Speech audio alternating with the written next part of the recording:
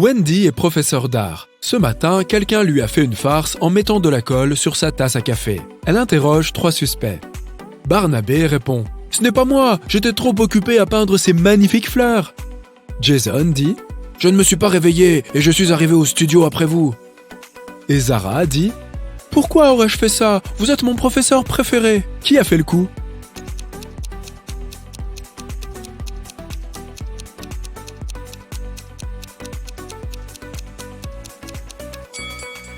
C'est Zara, il y a un stylo à colle dans sa poche. Wendy donne une tâche à ses élèves et quitte l'atelier. Après un moment, elle revient et voit cette peinture. Elle dit « Waouh! Qui a peint ce chef-d'œuvre ?»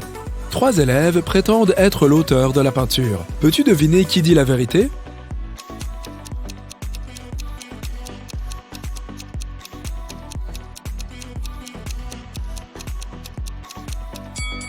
Pour résoudre ce mystère, nous devons jeter un coup d'œil à leur palette. Seuls 7 élèves possèdent toutes les couleurs qui correspondent au tableau. Wendy sort acheter à manger pour son déjeuner. Soudain, elle voit un cycliste étendu sur le sol. Peux-tu deviner ce qui s'est passé ici?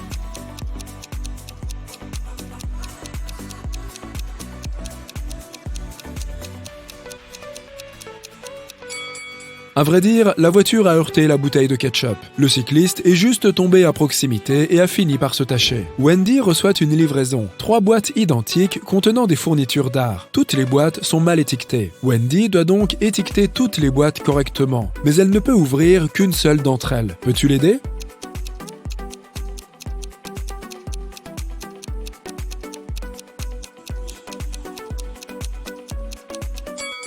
Comme chacune des 3 boîtes contient le mauvais article, Wendy devrait ouvrir la 3e boîte. Si elle contient de l'aquarelle, la première boîte aura certainement des pinceaux, et la 2e boîte, des aquarelles et des pinceaux. Et si elle trouve des pinceaux dans la 3e boîte, la première boîte contiendra à la fois des aquarelles et des pinceaux, tandis que la 2e, des aquarelles uniquement. Le livreur sort et crie « Hé, appelez la police! Quelqu'un a volé ma voiture !» La police entame une enquête et trouve 3 suspects. L'un d'entre eux est le voleur. Peux-tu deviner qui?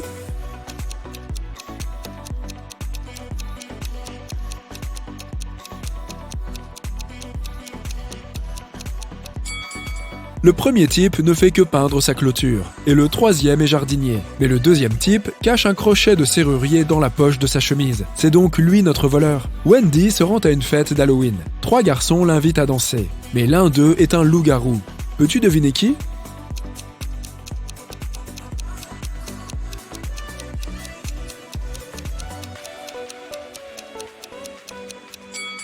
Le premier type porte juste un costume de loup-garou. Le 2e a quelques égratignures, mais cela ne prouve rien. Mais le 3e a une véritable queue de loup. Après la fête, Wendy se réveille dans une cellule faite de glace. Elle n'a qu'une pioche à la main. Pendant ce temps, son meilleur ami, Zach, est enfermé dans une cellule similaire avec une perceuse. Peux-tu prédire qui s'échappera?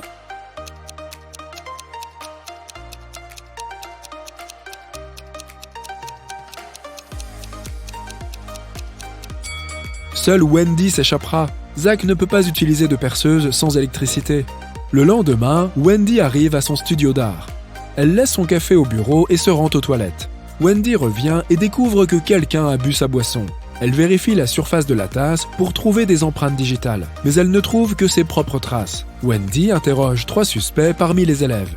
Béa dit « Désolé, je lavais mes pinceaux dans l'évier, je n'ai pas du tout regardé votre bureau. » Jason dit « Désolé, je n'aime pas le café, et en plus, j'étais en train de rédiger une story pour mes followers. » Et Robin dit « Je me changeais dans le vestiaire, puisque c'est moi le modèle du cours de dessin. » Peux-tu repérer le voleur?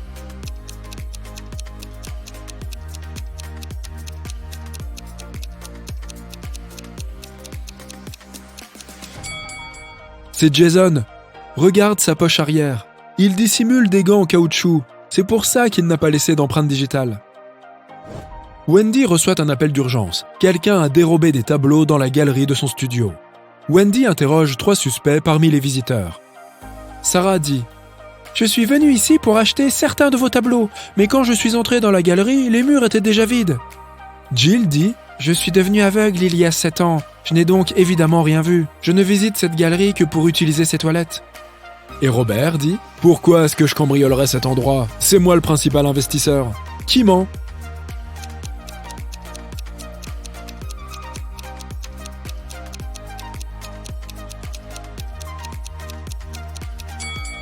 C'est Jill. Si elle est vraiment aveugle, pourquoi a-t-elle apporté cet appareil photo avec elle? Wendy fait passer des examens d'entrée aux étudiants d'art. L'un de ces 3 artistes est gaucher. Peux-tu deviner qui?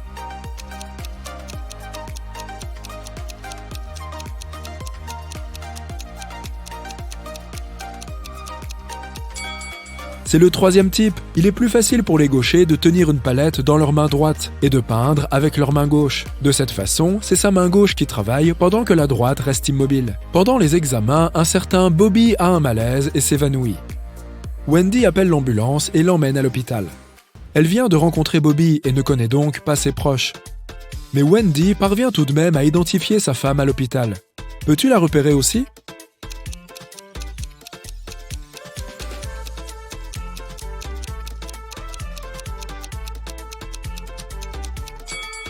C'est la première femme, elle et Bobby ont des tatouages identiques, et la 3e femme a un grain de beauté similaire sur la joue. Alors, c'est probablement la sœur de Bobby. Les médecins soupçonnent un empoisonnement. Ils gardent donc Bobby à l'hôpital pour faire des analyses. Pendant ce temps, Wendy retourne au studio et interroge 3 témoins parmi les candidats.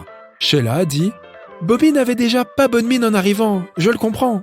Tout le monde était stressé pendant ses examens. » Sam dit « Je n'ai aucune idée de qui l'a empoisonné, mais cette personne n'a vraiment pas de cœur. » Et Xavier dit « Je pense que Bobby fait juste semblant d'être malade pour être accepté par pure pitié. » Le lendemain, Bobby appelle Wendy avec les résultats des tests. Il a bien été empoisonné. Wendy appelle immédiatement la police qui arrête l'un des témoins. Peux-tu deviner qui et pourquoi?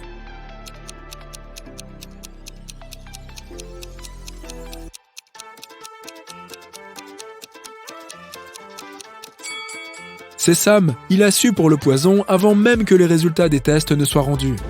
Le lendemain matin, Wendy entre dans l'atelier et voit que quelqu'un a laissé un sacré désordre. Les toiles sont déchirées et les peintures sont répandues sur le sol. Peux-tu compter tous les pinceaux dans cette pièce?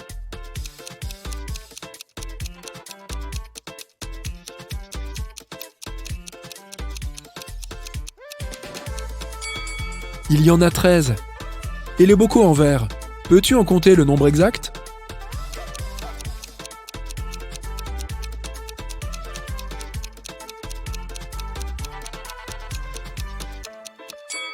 Il y a 8 bocaux en verre dans cet atelier, y compris celui qui est cassé. Wendy demande à ses 3 élèves « Qui est responsable de ce désordre ?» Nina répond « Je pense que c'est David, il ne se lave jamais les mains ni ses vêtements, il est tellement bizarre. » David répond « C'est Nina, elle est juste jalouse parce que ses peintures n'ont pas été retenues pour une exposition. » Et Amber dit « Je ne sais pas qui a fait ça. Hier, je me sentais malade et je suis restée à la maison. Qui est responsable de ce désordre ?»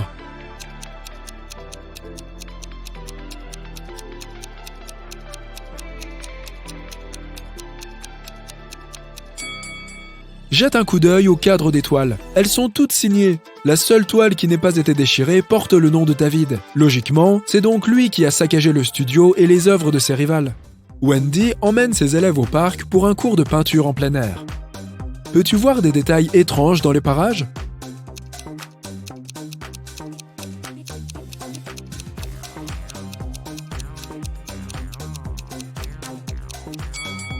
Ceci est un pommier. Mais pourquoi y a-t-il tant d'oranges sous cet arbre? 2 élèves ont peint des œuvres presque identiques. Peux-tu aider Wendy à trouver 3 différences?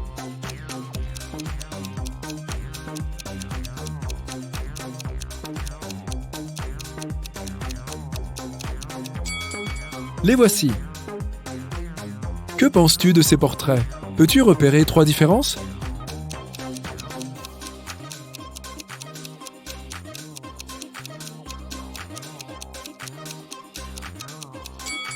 Juste ici. Après le cours, Wendy essaye de quitter le parc et se perd. Elle doit marcher dans ce labyrinthe déroutant.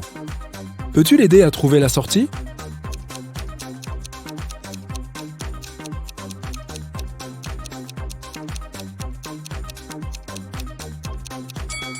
Seul le premier chemin est correct. En rentrant chez elle, Wendy se rend dans un supermarché. Peux-tu compter le nombre de cactus?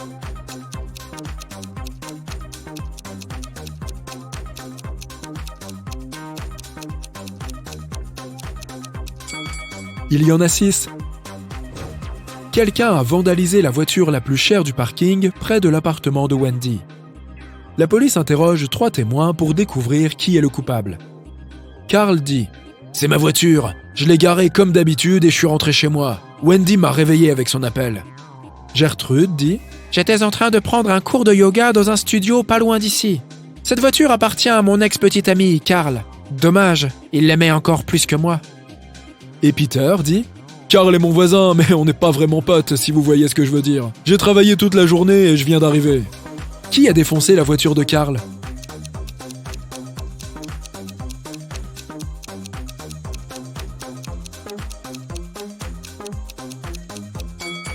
C'est Gertrude, elle cache une batte de baseball dans son tapis de yoga.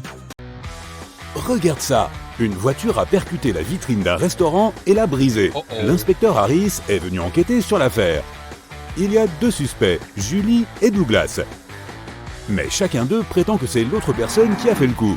Peux-tu aider le détective à déterminer qui ment?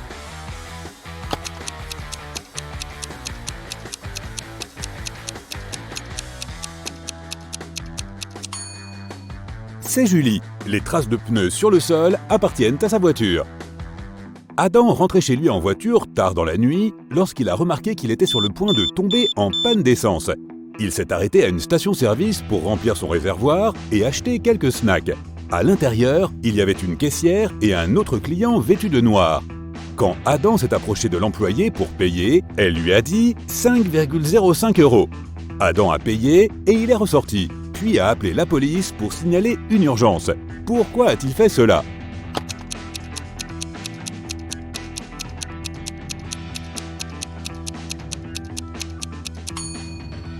La caisse enregistreuse affichait 18,35 €, mais la caissière a dit 5,05 €, ce qui ressemble beaucoup à un SOS. Le détective Harris marchait dans la rue lorsqu'il a soudain entendu du bruit. Il a décidé de vérifier ce qui se passait. Il s'est avéré qu'un homme avait attrapé le sac d'une vieille dame et s'était enfui avec. Le détective s'est donc précipité dans la direction que les témoins lui ont indiquée. Après avoir tourné au coin de la rue, il a vu 3 portes. Il a frappé à la première, le propriétaire de l'appartement, Patrick, lui a ouvert. Il a dit au détective qu'il revenait d'une longue course. Un autre homme, Jerry, a ouvert la seconde porte, il a dit qu'il jouait au basket derrière sa maison. Le 3e appartement appartenait à Raymond, un musicien. Il venait de terminer la composition d'un nouveau morceau. Après avoir parlé à toutes ces personnes, le détective Harris a compris qui était le criminel. Et toi, l'as-tu compris?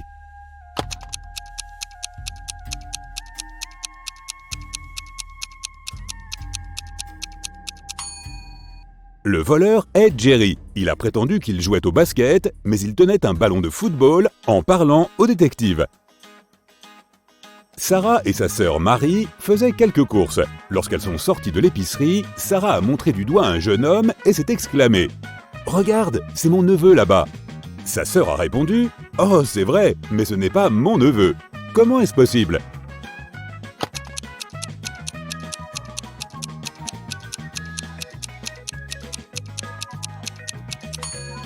Ce jeune homme est tout simplement le fils de Marie. Gemma est rentrée d'Asie et a rapporté une précieuse figurine en porcelaine. Elle a organisé une fête et a invité tous ses amis pour leur raconter son périple. Ils ont passé un très bon moment, mais après le départ de ses amis, Gemma a réalisé que la figurine avait disparu. Elle a appelé la police et leur a montré les photos qu'elle avait prises lors de la fête. L'un des agents a immédiatement compris qui avait volé la figurine. L'as-tu aussi compris ?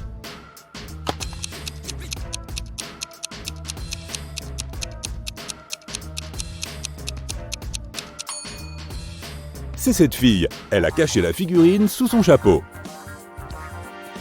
À 9 h du matin, Ethan a reçu un appel de son ami, propriétaire d'une grande entreprise. L'homme a dit qu'un document très important avait disparu de son bureau. Il se trouvait sur son bureau la veille au soir, mais à présent, il était introuvable. Ethan s'est immédiatement rendu sur place pour interroger les employés de son ami. Bien vite, il avait 3 suspects. Walter a dit qu'il avait passé la soirée précédente au cinéma.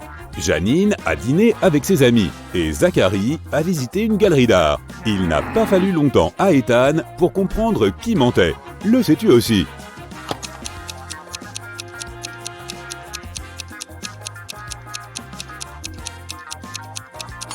C'est Walter. Son ticket n'est pas déchiré. Cela signifie qu'il n'est pas entré dans la salle de cinéma. Maintenant, regarde ses mains et essaie de trouver qui parmi ces personnes est marié.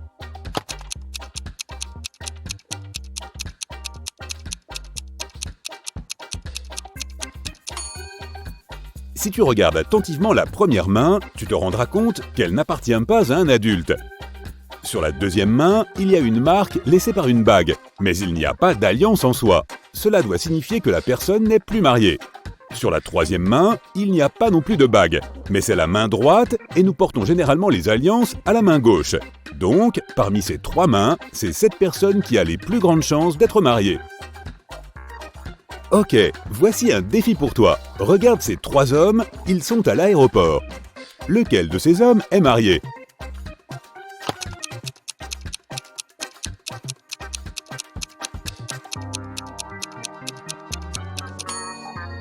Tous ces hommes tiennent leur passeport et leurs billets dans leurs mains. Aucun d'entre eux ne porte d'alliance.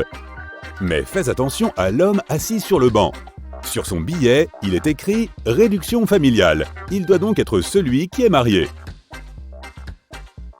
Maintenant, regarde attentivement cette image. Est-ce que quelque chose te semble étrange?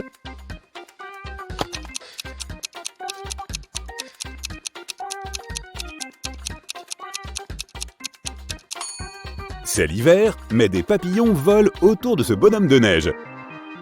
Maintenant, essaie de trouver ce qui cloche dans cette image.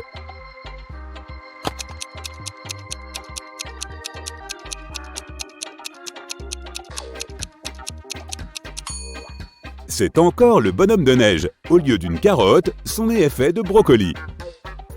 Et voici une dernière image à analyser.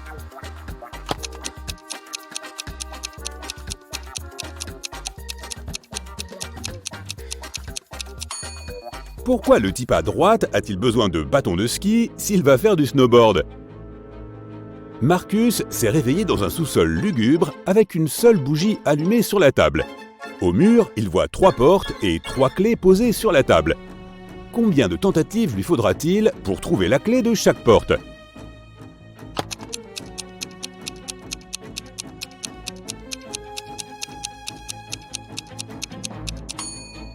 Il aura besoin de 6 tentatives au maximum. 3 pour la première clé, 2 tentatives pour la deuxième clé et les 2 portes restantes, et une seule tentative pour la dernière clé.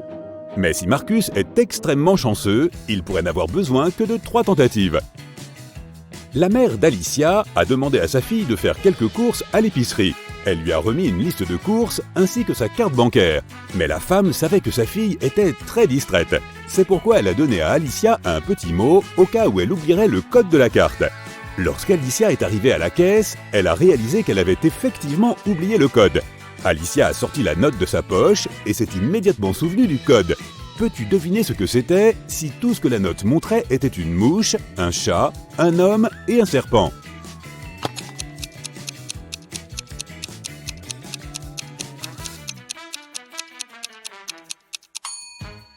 Le code était 6, 4, 2, 0. Alicia n'avait qu'à compter le nombre de pattes de chaque créature. Un restaurant chic de Los Angeles proposait une offre promotionnelle. Un couple marié pouvait manger au restaurant à moitié prix le jour de leur anniversaire de mariage. Pour éviter les abus, le couple aurait toutefois besoin de prouver leur date de mariage. Un jeudi soir, un couple est entré dans le restaurant et a prétendu que c'était leur anniversaire. Mais ils n'avaient aucune preuve. Le gérant du restaurant a été appelé pour s'entretenir avec eux. Lorsqu'il leur a demandé de décrire le jour de leur mariage, la femme a répondu « Oh, c'était un merveilleux dimanche après-midi. Les oiseaux gazouillaient et les fleurs étaient en pleine floraison. » Après avoir baratiné pendant près de 10 minutes, elle a dit au gérant qu'aujourd'hui était leur 28e anniversaire de mariage. « Comme c'est charmant !» a répondu le manager. « Cependant, vous ne pouvez pas bénéficier de la réduction. Ce n'est pas votre anniversaire aujourd'hui et vous n'êtes qu'une menteuse. » Comment le manager a-t-il su que ce n'était pas leur anniversaire de mariage?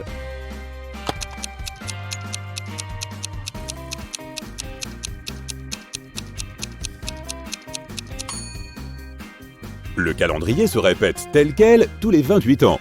Donc, s'ils se sont mariés un dimanche, il y a 28 ans, le jour où ils sont venus au restaurant devrait aussi être un dimanche.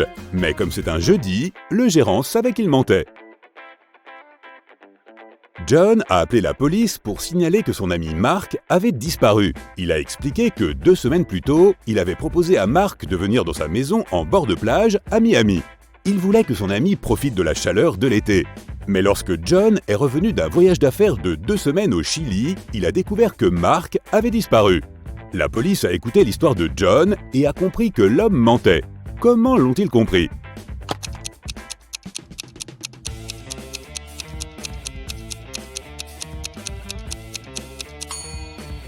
Si c'était l'été à Miami, c'était l'hiver au Chili. Et pourtant, John est revenu bronzé. Cela signifie qu'il n'était pas vraiment au Chili.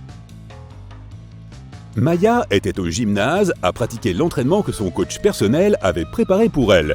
Il était plus dur et plus long que ses exercices habituels. Épuisée, Maya est enfin retournée au vestiaire pour constater que son précieux sac avait disparu. Elle a immédiatement appelé la police. Ils avaient 3 suspects. L'entraîneur de Maya a dit qu'il préparait un nouveau programme pour ses clients.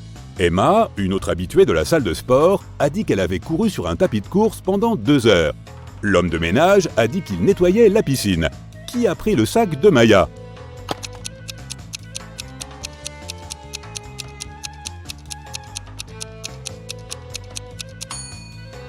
C'est son entraîneur. Il savait que Maya allait avoir une longue séance d'entraînement et qu'elle ne retournerait pas au vestiaire de sitôt.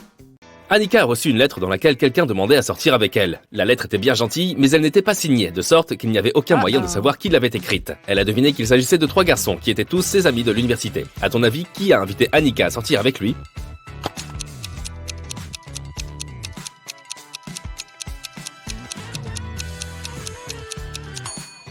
Regarde ce symbole à la fin de la lettre. Ce type a exactement le même tatouage. Je parierais donc que la lettre vient de lui. Un bureau a été cambriolé et la police est arrivée pour enquêter. L'argent a été volé dans un tiroir, mais il n'y a aucune trace d'effraction. La serrure semble encore en bon état et les fenêtres sont toutes verrouillées. Regarde autour et essaie de deviner comment le voleur est entré par effraction.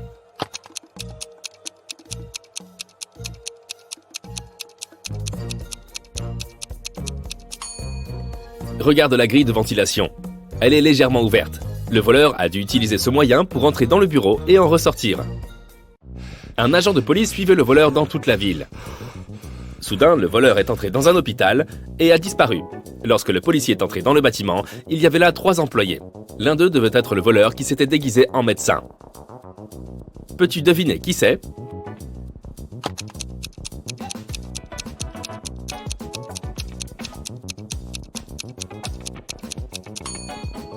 C'est l'homme du milieu. Regarde son badge. Il y a la photo d'une femme dessus. Il a dû enfiler la première paire de vêtements qu'il a remarqué. En plein jour, quelqu'un a tagué un mur en plein musée. Et la police s'est donc mise en quête de cette personne dans l'heure qui a suivi. Les agents ont arpenté les rues de leur petit patelin et ils ont trouvé 3 suspects. Adam dit qu'il était au travail et qu'il vient de rentrer. Carter dit qu'il était occupé à repeindre sa clôture. Béatrice dit qu'elle a promené son chien et qu'elle ne sait rien de ce qui s'est passé. Qui est le coupable ?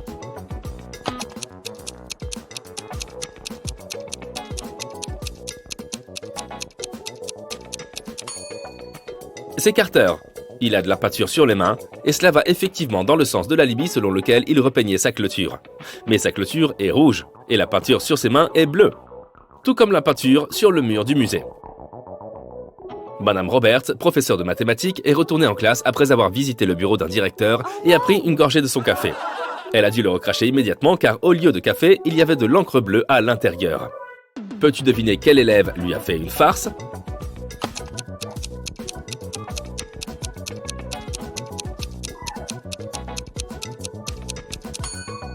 Celui-là, regarde, sa main a des taches d'encre. Madame Taylor travaille dans le comité de sélection d'une grande organisation, spécialisée dans le développement durable et écologique. Il y a un poste vacant de chercheur et elle examine les candidatures. Beaucoup d'entre elles sont fausses, envoyées par des personnes sous-qualifiées ou générées par des robots. Sa tâche consiste donc à trier les vraies candidatures et elle a besoin de ton aide. Commençons par celle-ci. Qu'en penses-tu ? Est-ce une vraie candidature ?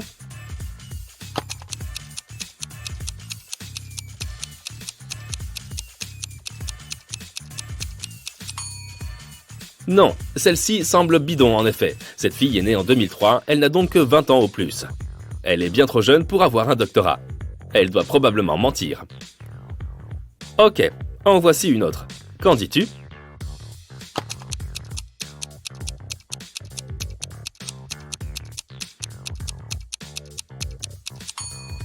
Ça semble encore être un faux grossier. Regarde sa date de naissance. Il n'y a pas eu de 29 février en 1991. Cette candidature doit avoir été générée par un robot.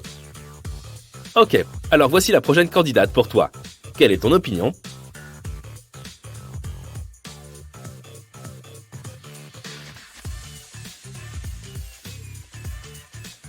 Cette jeune femme semble très bien. Je retiendrai sa candidature. Voici un autre candidat. Qu'en dis-tu ?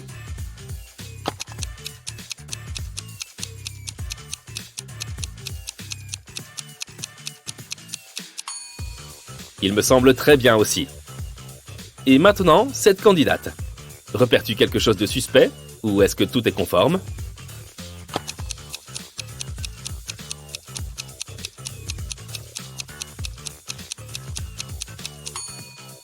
Bien sûr que non. Regarde la photo. C'est une photo complètement aléatoire d'un chat. Les gens n'utilisent pas de telles photos dans leur CV. Ce doit être un faux généré par un ordinateur. Ok, un dernier candidat à considérer. On garde ou pas ? Qu'en penses-tu ?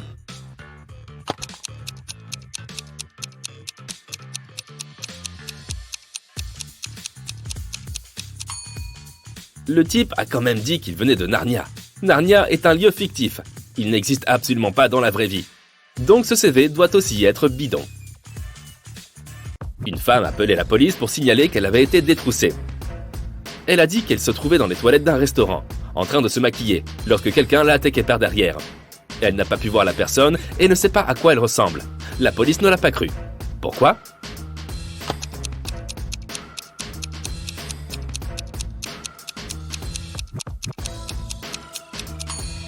La femme était en train de se maquiller. Elle regardait donc dans le miroir. Si quelqu'un essayait de s'approcher par l'arrière, elle le verrait très certainement. Elle a donc menti et inventé toute l'histoire. Madame Cook est partie en vacances avec ses 3 filles, Raya, Ruby et Emma.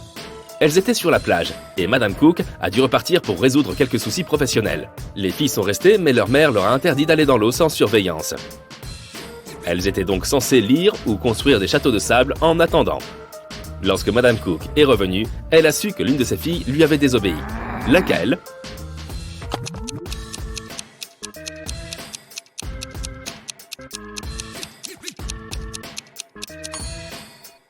C'est Kaya. Regarde, ses cheveux sont mouillés. Il est évident qu'elle est allée faire trempette. Un vol s'est produit dans le quartier. Quelqu'un a dérobé à Madame Patterson des graines de fleurs somptueuses et rares qu'elle avait rapportées de l'étranger. La police a interrogé plusieurs voisins. Monsieur Clark a dit « Je ne m'occupe pas du tout de mon jardin ». Monsieur Moore a dit « Madame Patterson m'a montré ses graines et m'en a donné quelques-unes, mais je ne suis pas une voleuse ». Monsieur Campbell a dit « Moi, je m'occupe de mes affaires ». Qui a volé les graines ?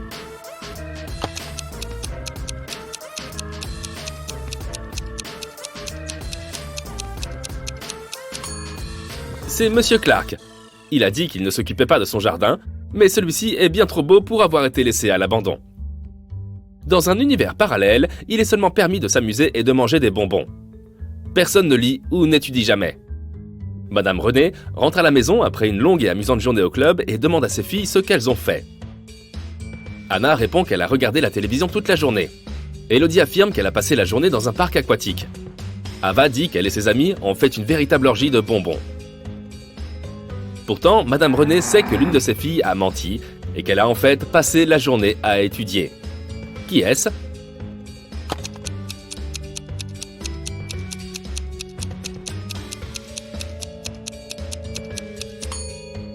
C'est Anna.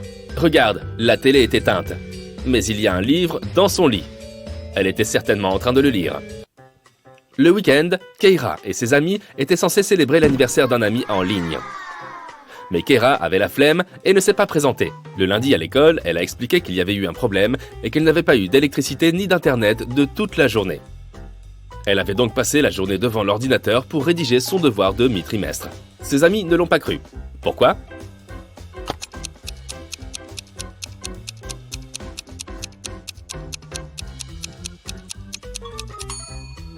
S'il n'y avait pas d'électricité, elle ne pourrait pas travailler sur son ordinateur, puisqu'il ne fonctionne pas sans courant. Continue de voir si tu es attentif. Voici d'autres épreuves. À présent, je vais te montrer 2 appartements, et tu dois trouver lequel a été cambriolé. Prêt à commencer ? Voici la première paire. Qu'en dis-tu ?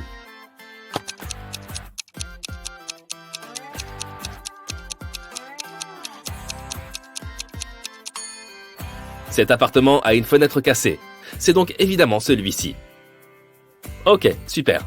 Maintenant le suivant. 2 appartements de 2 personnes différentes. Lequel a été cambriolé ?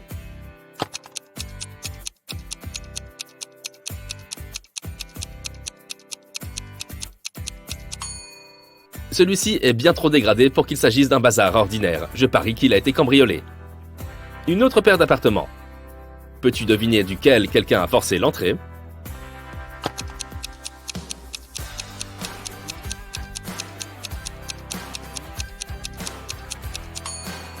Il y a des traces de terre sur le sol. Quelqu'un est entré ici en portant des bottes. Je pense que c'est donc l'appartement qui a été cambriolé. Bon, nous allons continuer à regarder des appartements, mais maintenant ta tâche consiste à déterminer qui y vit et quelle est la profession de cette personne. Commençons par le plus simple. Qu'en est-il de cet appartement ?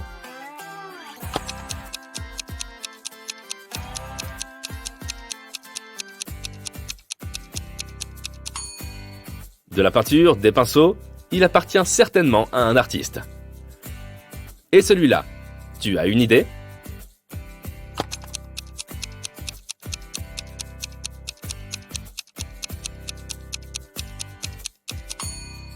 Un sac de boxe, des gants de boxe, des haltères et quelques autres équipements sportifs. Je dirais qu'il y a un boxeur qui vit ici. Regarde bien ici. Qu'en penses-tu ?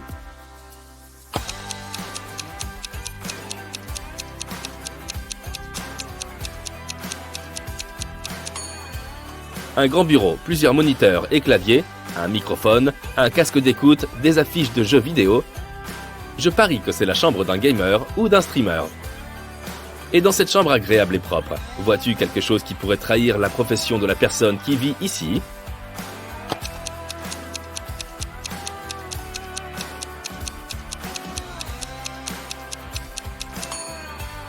Il y a une barre de danse ainsi que des tutus dans l'armoire. C'est la chambre d'une ballerine. Et encore d'autres tâches pour toi. Je vais te montrer quelques images et tu dois trouver ce qui cloche ou ce qui semble bizarre dedans. Voici la première. Qu'en dis-tu ?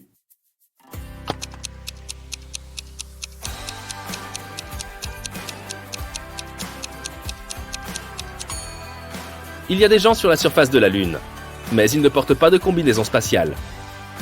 Une autre image liée à l'espace. Vois-tu une erreur ?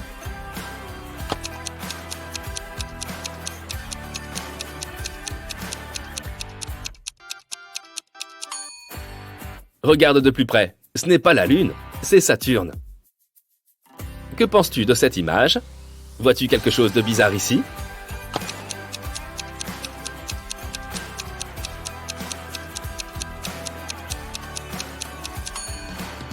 Regarde la façon dont ce type mange sa banane.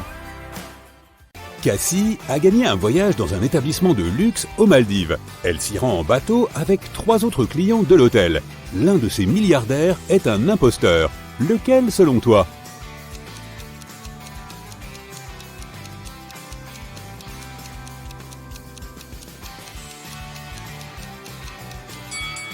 Ce gars est en train de voler de l'argenterie et de la mettre dans son sac. S'il était vraiment riche, pourquoi ferait-il cela ? À propos d'imposteurs, l'un des membres de l'équipage du bateau n'a pas sa place ici. Peux-tu deviner de qui il s'agit ?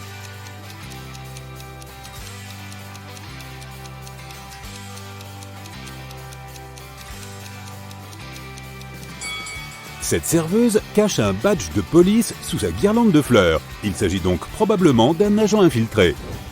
Enfin, Cassie débarque sur la terre ferme. 3 porteurs lui proposent de porter sa valise. Peux-tu l'aider à faire le bon choix ?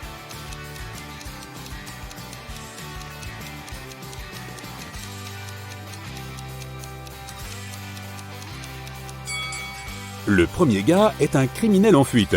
Tu vois cette affiche sur la jetée? Le deuxième type est un fantôme. Il est trop transparent pour être humain. Par conséquent, Cassie devrait choisir le troisième homme. Le directeur de l'hôtel propose à Cassie 3 options parmi lesquelles choisir. Une chambre au 8e étage avec une superbe vue sur la mer, un appartement luxueux au 2e étage avec vue sur le jardin ou un bungalow authentique isolé sur la plage. Que choisirais-tu?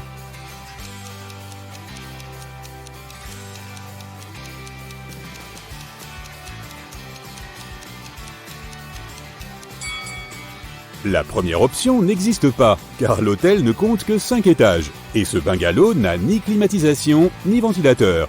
Cassie doit donc choisir la deuxième option. Sur la plage, Cassie rencontre des triplés, Sienna, Gemma et Emma. Emma emprunte $20 à Cassie. Le lendemain matin, Cassie rencontre l'une des triplés dans le hall, mais elles se ressemblent tellement que Cassie ne sait pas à qui elle a affaire. Nous savons avec certitude que Sienna dit toujours la vérité, tandis que Gemma et Emma mentent constamment. Quelle question en 3 mots Cassie doit-elle poser pour récupérer ses $20?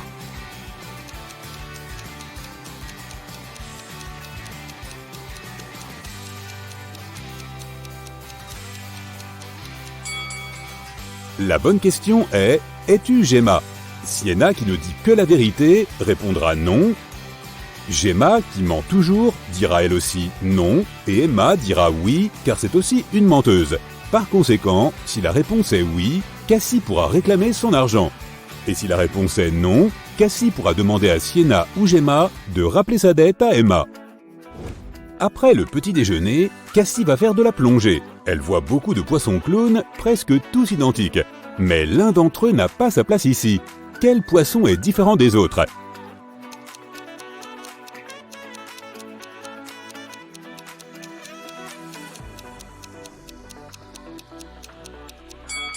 C'est celui-là, ici. Sous l'eau, Cassie trouve un coffre au trésor, mais il est verrouillé. Peux-tu l'aider à trouver la combinaison de la serrure ?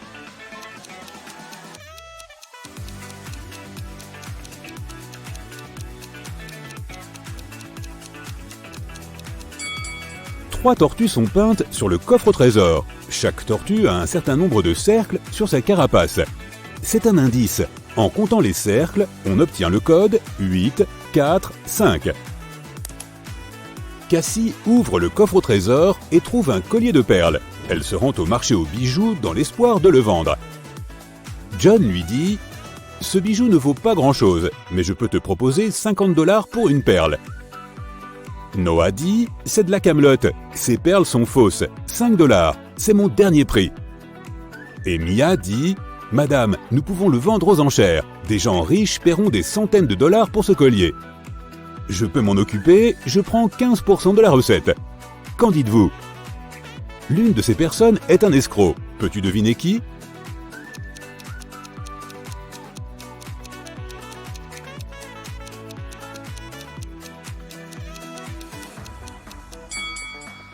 Le badge que porte Noah ne lui appartient pas. Il cache sa propre identité.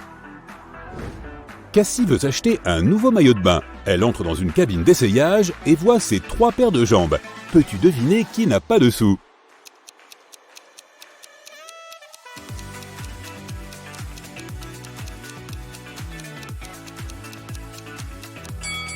Ces 3 femmes ont toutes des sandales relativement neuves, mais jetons un coup d'œil à leurs ongles de pied. La pédicure de la première dame est parfaite. La deuxième n'a pas de vernis à ongles, elle préfère peut-être un look formel. Et le vernis est tout décollé sur les ongles de la troisième dame. Par conséquent, c'est elle qui n'a pas d'argent.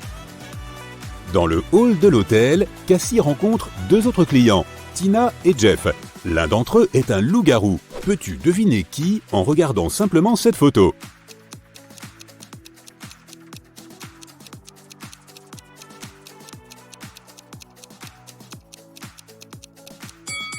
C'est Tina le loup-garou. Elle porte une chaîne à la cheville. Cassie va à la plage pour prendre un bain de soleil. Il y a un vampire sur l'une de ses chaises longues. Peux-tu trouver où exactement ?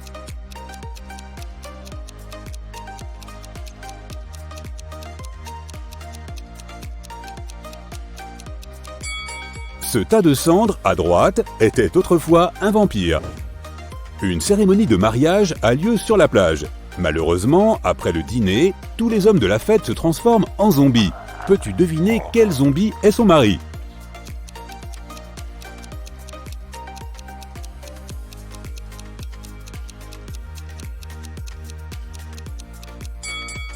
C'est ce type-là, il porte une bague. Le soir, Cassie se rend dans un village fantôme afin de faire une vidéo pour son blog. Elle remarque immédiatement 5 choses étranges dans cet endroit. Les vois-tu aussi ?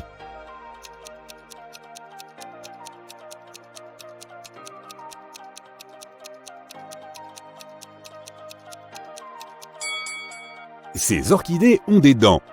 Il y a de grandes marques de griffes sur le mur de cette maison. Nous sommes en été, mais il y a un bonhomme de neige dans le jardin. Il y a 2 lunes dans le ciel, et cette vache ne projette pas d'ombre. En rentrant à l'hôtel, Cassie a une mauvaise surprise. Quelqu'un a fouillé dans ses affaires. Elle interroge 3 suspects. La femme de chambre dit « J'ai nettoyé votre chambre plus tôt aujourd'hui. Tous vos vêtements et vos objets personnels étaient soigneusement rangés dans l'armoire. En partant, j'ai fermé la porte à clé. » Le plombier dit « Je suis aussi entré dans votre chambre aujourd'hui pour réparer les toilettes. Et maintenant, ils fonctionnent à merveille. » Et le voisin de Cassie dit « J'écoutais de la musique sur mes écouteurs. Je n'ai rien remarqué d'étrange. » Qui ment ?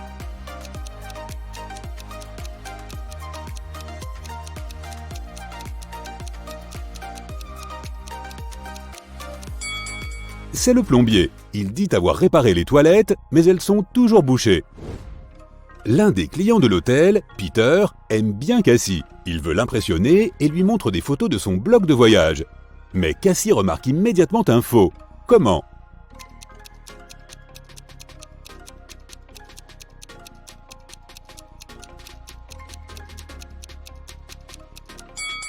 Regarde la direction du vent sur cette photo. À l'arrière-plan, le vent souffle à gauche, mais les cheveux de Peter s'envolent vers la droite. On dirait bien qu'il a photoshopé cette image. Quelqu'un a cassé la statue la plus chère du hall de l'hôtel. Le directeur interroge 4 suspects parmi les clients afin de trouver le coupable.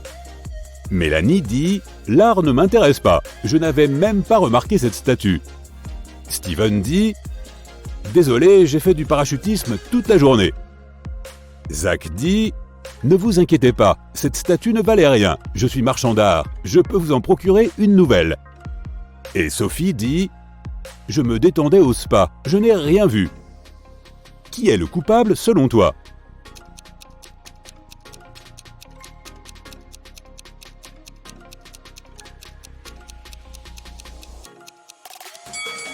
C'est Mélanie. Elle a perdu sa boucle d'oreille gauche sur la scène du crime. Cassie reçoit des invitations de 3 clients différents. Gabriel lui montre la photo d'une villa de luxe et lui dit « Je suis milliardaire, tu peux venir dans ma villa et y rester aussi longtemps que tu veux. » Bella lui tend 2 billets pour l'opéra et lui dit « Nous pouvons y aller ensemble demain soir. » Et Ricardo lui montre simplement les clés de son bateau et lui propose de faire le tour du monde. Mais seule une de ses propositions n'est pas fausse. Peux-tu aider Cassie à faire le bon choix ?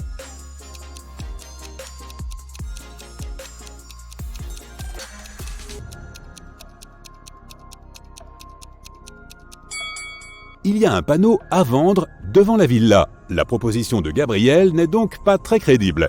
Regarde de plus près la date sur le billet d'opéra. Il a expiré il y a des siècles. Cassie doit donc choisir Ricardo. Cassie va dîner au restaurant de l'hôtel. Un papillon se cache au milieu du buffet.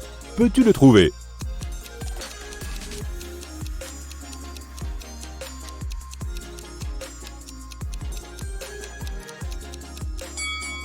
Le voilà.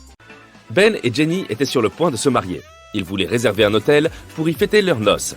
Ils sont donc allés voir une organisatrice de mariage afin d'examiner quelques options. Elle leur a dit que seuls 3 hôtels étaient disponibles pour le jour qu'ils souhaitaient et leur a montré quelques photos. Lequel devraient-ils choisir ?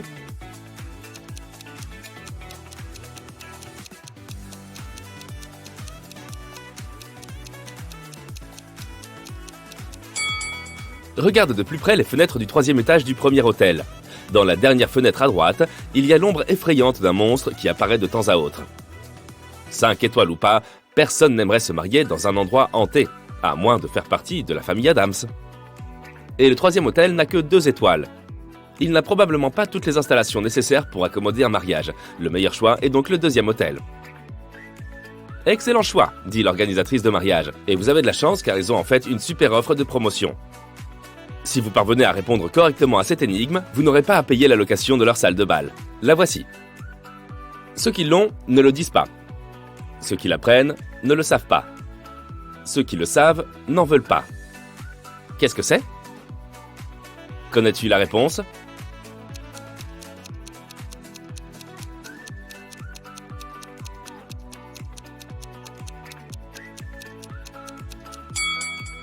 C'est de la fausse monnaie. Le lendemain, Ben et Jenny sont allés à l'hôtel afin de choisir la meilleure salle de bal pour leur fête. Le directeur de l'hôtel leur a présenté 3 salles différentes où ils pourraient tout organiser. De la cérémonie elle-même, au dîner et à la fête qui s'ensuit. Laquelle devrait-il choisir?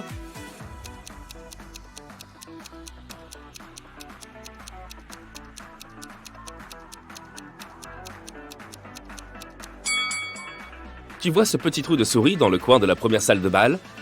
Le couple ne voudrait sûrement pas que de tels intrus gâchent la fête. Quant à la deuxième salle de bal, le lustre semble pouvoir tomber à tout moment. Ce n'est pas l'option la plus sûre, ils devraient donc choisir la troisième salle de bal. Il était temps pour Ben et Jenny de choisir le menu du repas de mariage. Comme ils ne déboursaient rien pour le lieu, ils étaient prêts à dépenser sans compter, afin de servir des plats que leurs invités n'oublieraient jamais. C'est pourquoi ils ont appelé 3 chefs étoilés. Chacun d'entre eux a préparé un plat différent et l'a présenté pour une dégustation. Quel chef et par conséquent quel plat devrait-il choisir?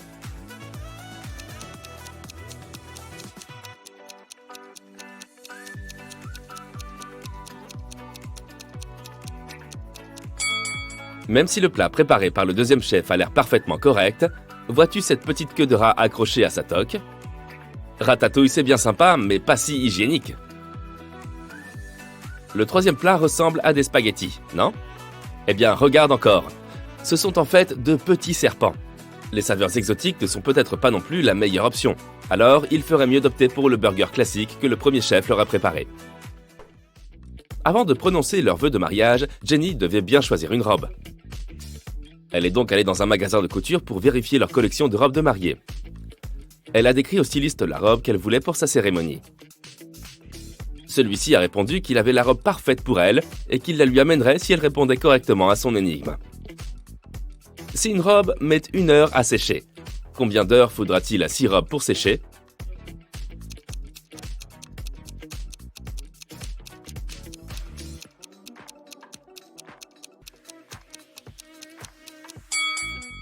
Ça prend toujours 1 heure, puisqu'elles vont toutes sécher en même temps. Ben avait un dernier article à acheter sur sa liste de courses, et c'était « Ce qui attache 2 personnes, mais n'en touche qu'une seule ». Peux-tu trouver ce que c'est?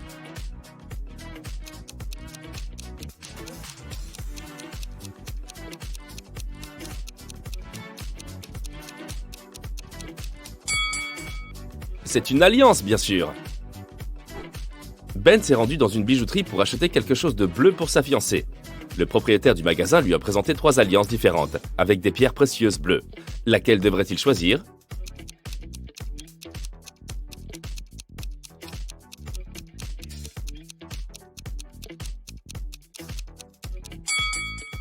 La deuxième bague porte une gravure à l'intérieur. Elle a donc dû appartenir à quelqu'un d'autre auparavant.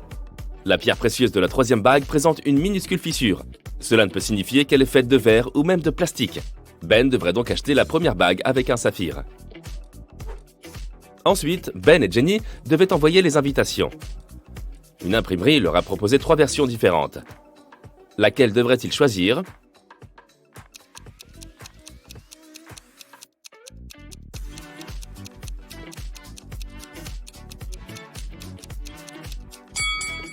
Tu te souviens du nom de l'hôtel qu'ils ont réservé?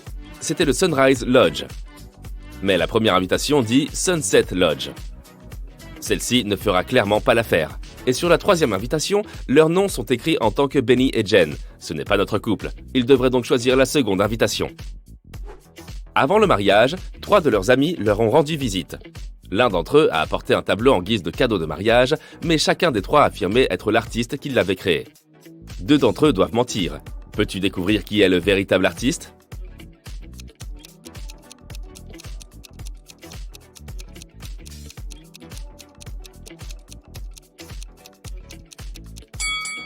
Regarde la signature sur le tableau. Il est écrit Dennis. Maintenant, regarde le collier de leur troisième ami. Il porte la lettre D. Ce doit donc être lui, Dennis, l'artiste qui a peint le tableau. C'était enfin le jour du mariage et les invités de Ben et Jenny ont commencé à arriver. Cependant, la sécurité de l'hôtel a repéré 3 personnes à l'air suspect qui ne pouvaient pas avoir été invitées. Jette un coup d'œil à ces 3 personnes. Peux-tu dire qui n'est pas censé être au mariage ?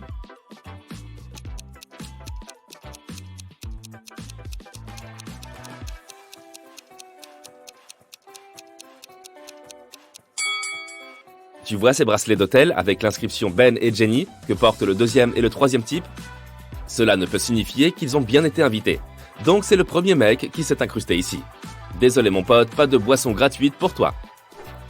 Après avoir prononcé leurs vœux, il était temps de faire la fête. Alors que Ben et Jenny dansaient, quelqu'un a renversé sa boisson sur la robe de Jenny. Mais personne n'a vu qui c'était.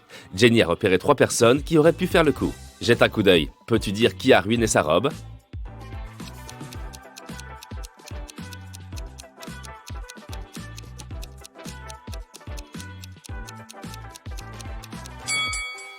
Le premier type a des taches sur sa chemise, qui ressemblent à la boisson renversée. Mais elles font en fait partie du motif. Ce n'est donc pas lui. La troisième personne a l'air propre. Mais l'ourlet de la jupe de la seconde dame a l'air bien sale. Ce doit être elle, la responsable. Après la fin de la cérémonie, Ben et Jenny ont voulu prendre une photo pour immortaliser ce moment à jamais. Mais regarde bien, il y a quelque chose d'étrange. Peux-tu repérer ce que c'est ?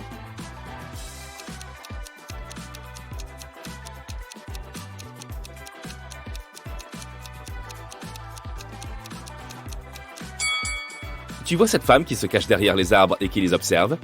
Elle porte un chapeau de sorcière. Mais c'est une cérémonie de mariage et non une soirée costumée. Voilà qui donne la chair de poule.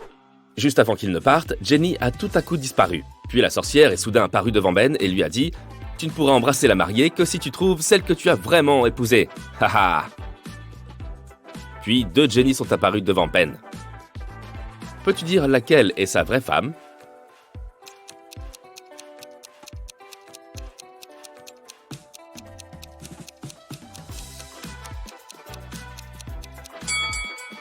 Tu te souviens de la photo de mariage ? La Jenny de gauche est la vraie, car son tatouage est du même côté que sur la photo. Maintenant que le mariage de Ben et Jenny était terminé, il était temps pour eux de choisir une destination pour leur lune de miel. Ils sont allés dans une agence de voyage pour y réserver des vacances. L'agent de voyage leur a proposé 3 destinations différentes. Ibiza, Cannes et les Caraïbes. Laquelle devraient-ils choisir ?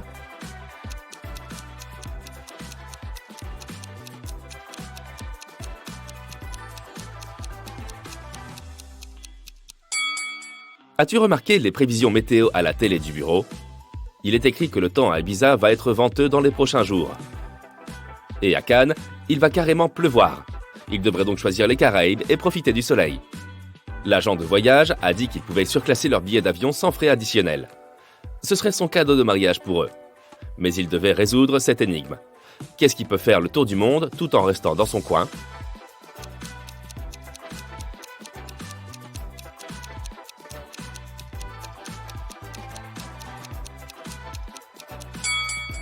C'est un timbre. Tu te promènes dans les rues. Sur un poteau, il y a un avertissement. Des hommes lézards attaquent les habitants de la ville. Tu te souviens avoir enquêté sur cette affaire, mais tu n'as pas réussi à trouver ces reptiles. Maintenant, tu dois te rendre au parc. Depuis plusieurs jours, un loup-garou effraie les gens là-bas. Tu sais que le loup-garou a une femme. Et elle est la seule à pouvoir calmer le monstre et l'aider à reprendre forme humaine. Tu trouves 3 femmes. Chacune d'elles pourrait être l'épouse du loup-garou. Tu leur demandes d'approcher le monstre, mais elles refusent toutes de bouger. Tu dois deviner donc tout seul.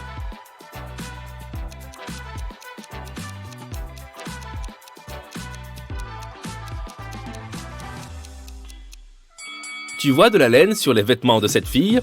C'est la fourrure du loup-garou, ce qui signifie que c'est elle l'épouse. Elle s'approche du monstre, le serre dans ses bras, et le loup-garou se transforme en humain. Tu retournes à ta voiture et tu entends des cris venant de la rivière. Une femme appelle à l'aide. Tu te précipites à l'eau et tu nages vers la femme qui se noie. Mais lorsque tu t'approches d'elle, tu vois 3 personnes. Elles crient toutes, mais une seule d'entre elles est un véritable humain et a besoin d'aide. Les autres sont des sirènes qui veulent t'attirer dans leur royaume. Comment peux-tu savoir qui est la vraie femme?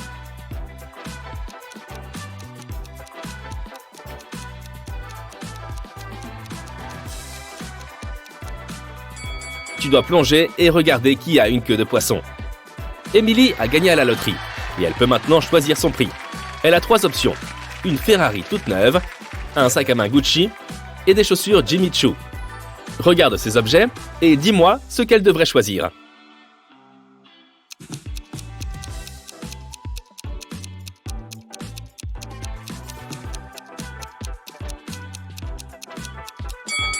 Emily devrait choisir le sac à main. Les logos de Ferrari et Jimmy Choo sont faux. Donc la voiture et les chaussures doivent être des contrefaçons. 3 amis se retrouvent dans un café pour parler affaires. Val commande un gros gâteau avec des fruits. Simon demande un verre de soda. Et Léo sort une barre énergétique de son sac et commence à la manger. Le serveur apporte le gâteau et le soda et repart. Simon prend une gorgée, mais Val ne touche pas à son gâteau. Pourquoi?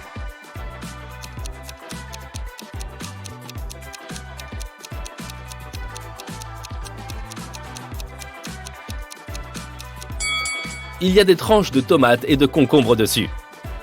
Ce n'est pas ce que Val a commandé. Un archéologue avance dans la jungle épaisse d'une île inconnue. Il est à la recherche d'un précieux trésor, une coupe vieille de 2000 ans. S'il parvient à la trouver, sa revente lui rapportera des millions de dollars. Il débouche sur un petit lac avec une chute d'eau. Il plonge et remarque 2 grottes. La coupe se trouve à l'intérieur de l'une d'elles. Où notre ami doit-il aller? Réfléchis vite, il commence à manquer d'air.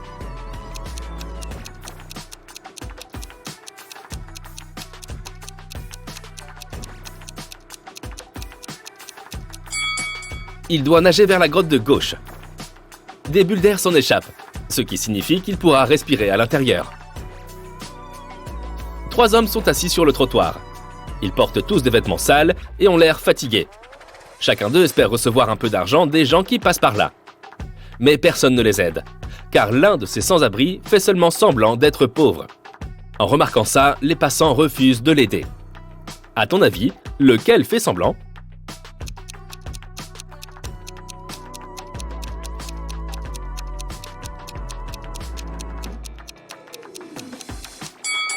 Regarde l'homme chauve. Tu vois cette smartwatch à son poignet? Samantha erre dans le désert depuis plusieurs heures. Le sable est si chaud qu'elle ne peut pas le toucher. Elle voit une tente au loin. Ce n'est pas un mirage. La jeune fille accélère et atteint la tente. Elle y trouve une bouteille d'eau, 2 œufs et une poêle à frire. Samantha étanche sa soif. Maintenant, elle a faim. Mais manger des œufs crus dans le désert est dangereux. Elle pourrait s'intoxiquer. Samantha décide de faire frire les œufs. Elle part à la recherche de bois, mais ne voit que des dunes sans fin. Comment Samantha peut faire-t-elle cuire ses œufs?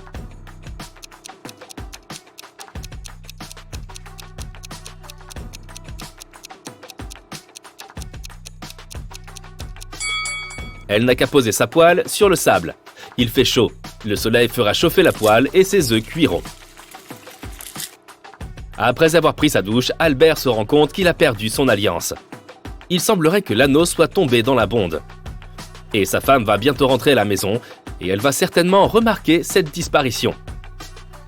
Quand elle arrive, elle regarde son mari, lui demande de se retourner et lui retire la bague des cheveux. Elle s'y est accrochée pendant qu'il se lavait. Mais comment a-t-elle pu savoir qu'elle se trouvait là?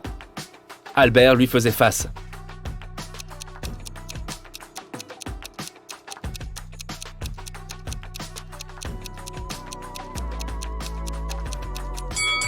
Il y a un miroir derrière Albert. La femme a vu la bague dans le reflet. 2 grands producteurs de films prennent leur petit déjeuner dans un restaurant de luxe. Ils parlent du budget pour la suite d'un film à grand succès qui a rapporté 500 millions de dollars au box-office. Ils parlent tout bas car ils évoquent des détails importants du scénario. Ils s'imaginent que quelqu'un pourrait les entendre. Les producteurs ont raison. 2 curieux écoutent en effet leur conversation. Peux-tu les repérer?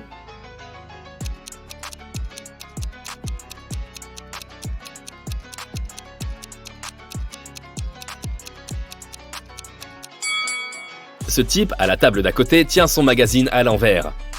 De toute évidence, il fait semblant de lire. Il doit être en train d'écouter les producteurs. La fille là-bas est une journaliste. L'objectif de sa caméra dépasse de son sac à dos. Elle va poster une vidéo et les fans pourront lire sur les lèvres des producteurs. Cet homme mange une salade, mais il y a un micro caché dans ses cheveux. 3 personnes font la queue devant un stand de glace. Le premier gars prend le cornet que le marchand lui tend. Le type derrière lui est nerveux. Ses mains sont dans ses poches. Le troisième type regarde quelque chose à l'aide de jumelles. Lequel d'entre eux est un policier ?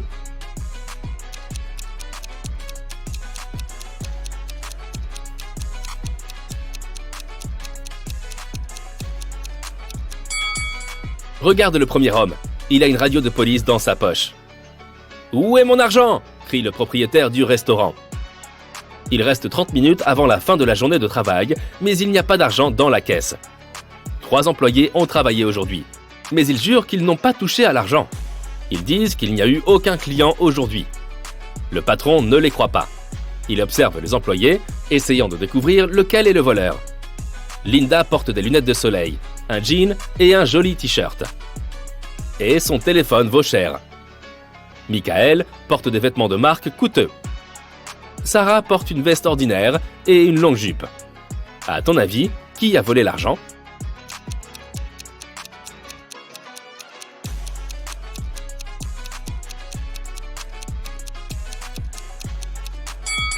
Ils disent tous la vérité. Regarde l'écriteau sur la porte. « Ouvert » est-il écrit. Cela signifie que les personnes qui passent devant le restaurant voient le mot « fermé ». Les employés ont simplement oublié de le retourner et personne n'est venu manger. Un ciel étoilé, de l'air frais, des dunes sans fin, un petit feu de camp et une tente. Cet endroit est un véritable paradis. Sarah a toujours voulu passer une nuit dans un désert. Elle prend des photos des étoiles, boit du thé chaud dans un thermos et profite de la vie. Cette nuit est parfaite, trop parfaite. Le sourire de Sarah s'efface. Rien de tout ça n'est réel. 2 signes indiquent que Sarah est en train de dormir. Quels sont ces signes ?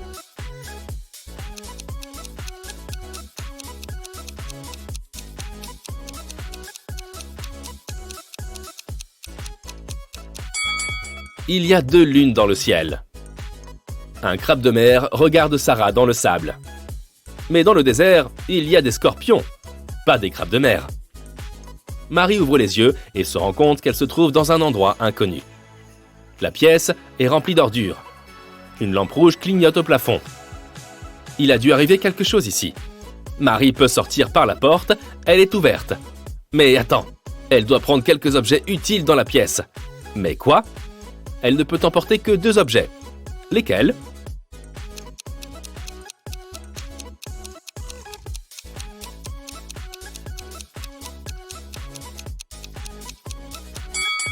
Marie doit prendre un équipement de plongée et un masque. Regarde la petite fenêtre. Des poissons passent devant. Marie est sous l'eau.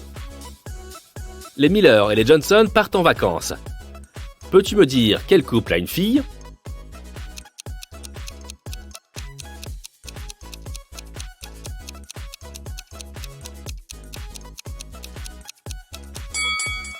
Regarde bien leurs valises. Les Miller en ont 2 et les Johnson en ont 3. La valise supplémentaire doit être celle de leur fille qui vient probablement de s'absenter. Nous partons en Norvège.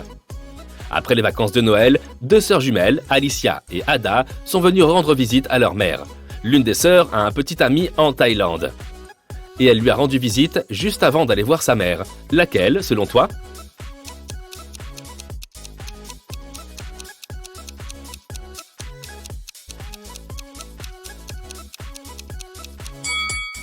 La Norvège est un pays froid du nord de l'Europe. Et nous sommes en hiver. Mais contrairement à sa sœur jumelle, Ada est bronzée. C'est probablement parce qu'elle vient de passer ses vacances dans un pays chaud. Comme en Thaïlande, chez son petit ami. Donc, ça doit être elle. Nelly s'approche d'un champ pittoresque. Elle porte un paquet. Si elle ne parvient pas à l'ouvrir avant d'atteindre le champ, elle ne survivra pas. Peux-tu deviner ce qu'il y a dans le paquet ?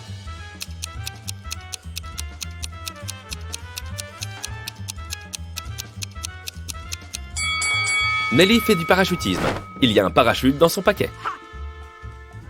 Après un atterrissage en douceur, Nelly décide de se promener dans un champ de tournesol. Peux-tu l'aider à repérer 3 choses bizarres?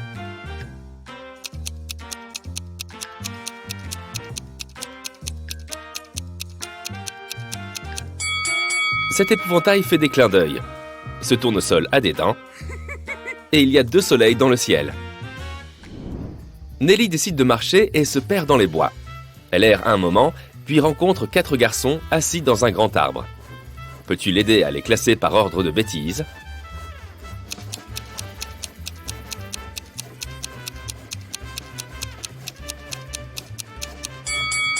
Le 4e est en train de couper la branche où il est assis. C'est donc le moins intelligent. Le premier est assis sur la branche que le 2e est en train de couper.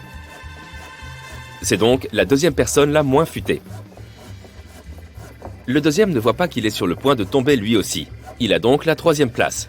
Et enfin, le 3e garçon, il n'est pas gentil, mais il n'est pas stupide.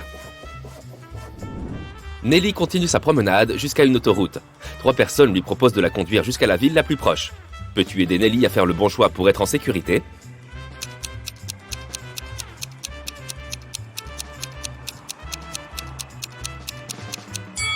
Jette un coup d'œil à la voiture de cet homme. Ses pneus sont à plat et l'huile de moteur a coulé de son capot. Ce n'est donc pas le choix le plus sûr. Cette belle dame et sa voiture sont transparentes. Il s'agit d'un fantôme. Mais elle pourrait faire confiance à ce gentil camionneur. Nelly entre dans un café et rencontre 2 dames. Les 2 dames lui disent qu'elles sont les filles d'un célèbre milliardaire. Peux-tu deviner qui ment?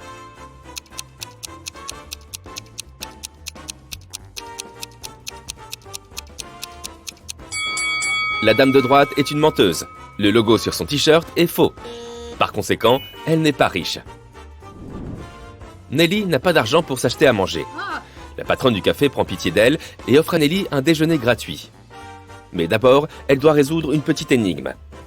Nelly accepte. Voici la question.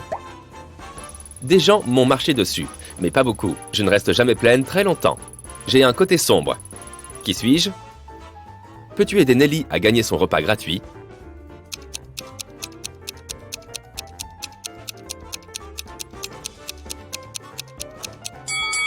La réponse est la lune. Nelly mange en regardant des photos accrochées au mur. Soudain, elle voit quelque chose de bizarre. Peux-tu toi aussi repérer des détails étranges?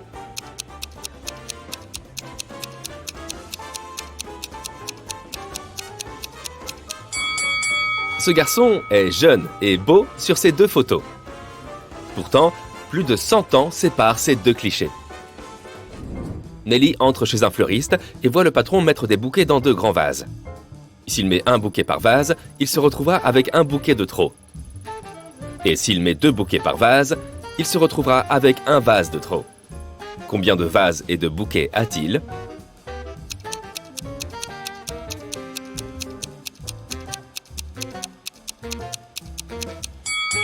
Il a 3 vases et 4 bouquets. Le fleuriste propose du travail à Nelly. Il vient de recevoir une livraison. Il y a 3 boîtes étiquetées rose-rouge, rose-blanche, rose-rouge et blanche. Chaque boîte est étiquetée de manière incorrecte. Nelly ne peut prendre qu'une seule fleur dans n'importe quelle boîte avant d'étiqueter les boîtes correctement. Peux-tu l'aider à accomplir cette tâche?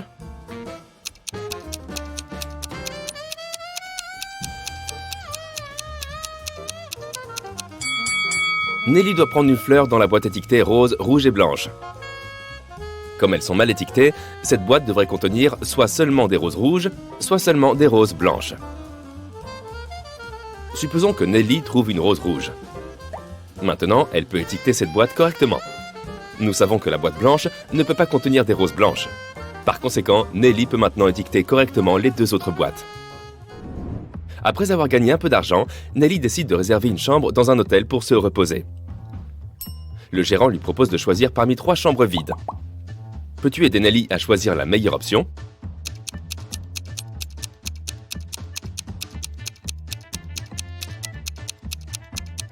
Il y a des fissures dans la vitre de la première chambre. C'est dangereux. Et il y a des zombies cachés sous le lit de la 3e chambre. Nelly devrait donc choisir la 2e. Nelly s'enferme dans la pièce. Elle ouvre la fenêtre et se tient devant pour respirer un peu d'air frais. Soudain, elle jette quelque chose par la fenêtre. Nelly perd connaissance très vite après ça.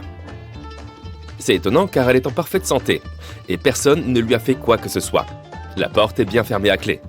Peux-tu trouver une explication logique à ce qu'il s'est passé ?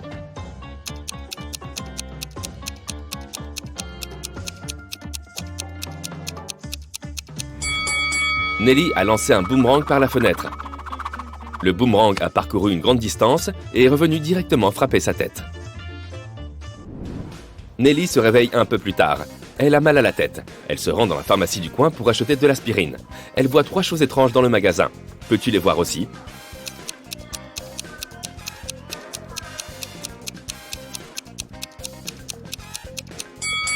Il y a du maïs sur l'étagère où sont les serviettes et le papier toilette.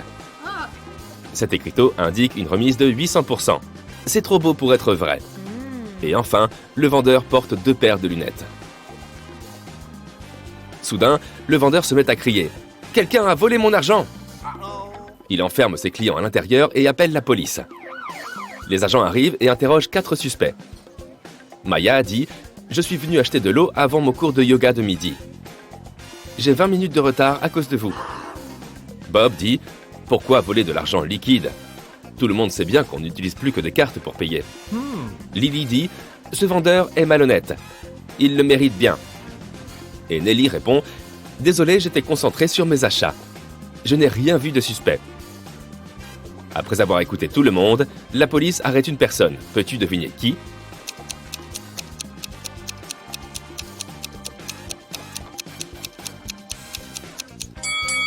Maya, regarde l'horloge sur le mur. Il n'est que 10 heures.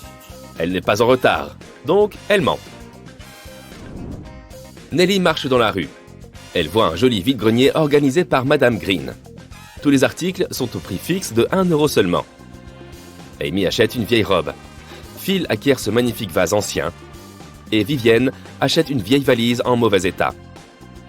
Nelly s'approche de Madame Green et dit « Madame, vous venez de vendre quelque chose de précieux pour presque rien. » Que veut-elle dire ? Le sais-tu ?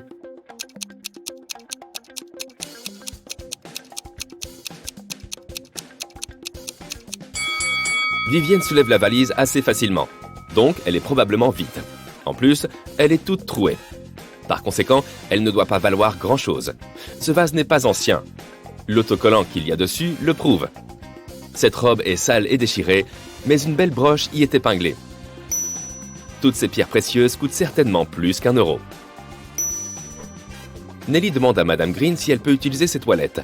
Madame Green répond « Bien sûr, c'est au bout du couloir. » Nelly traverse le couloir et se trompe de porte. Elle se retrouve dans une cuisine tout en désordre. La porte ne s'ouvre pas. Peux-tu aider Nelly à trouver la clé ?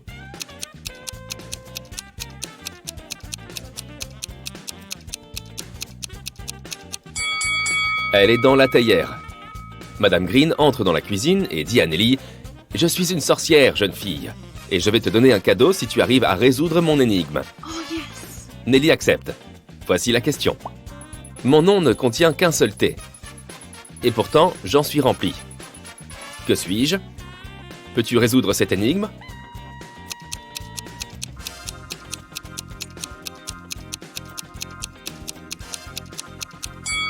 La réponse correcte est une théière. Madame Green conduit Nelly dans sa cave poussiéreuse et lui dit « Une de ces 3 portes mène à un monde magique. Et les 2 autres sont fausses. Tu dois trouver la bonne porte du premier coup. Bonne chance !» Peux-tu aider Nelly ?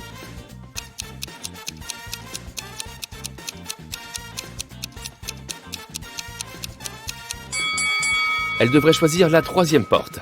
Regarde par terre, il y a des traces de pas devant cette porte. Ce qui signifie que les portes 1 et 2 sont fausses. Nelly ouvre la porte et pénètre dans une forêt enchantée. Il y a 4 chemins pour la traverser, mais ils sont tous assez dangereux. Un dragon affamé l'attend sur le premier chemin. Un grand feu brûle sur le 2e chemin. Le 3e chemin est un tunnel sans fenêtre. Et il y a plein de scorpions et de serpents sur le 4e. Peux-tu aider Nelly à choisir le bon chemin ?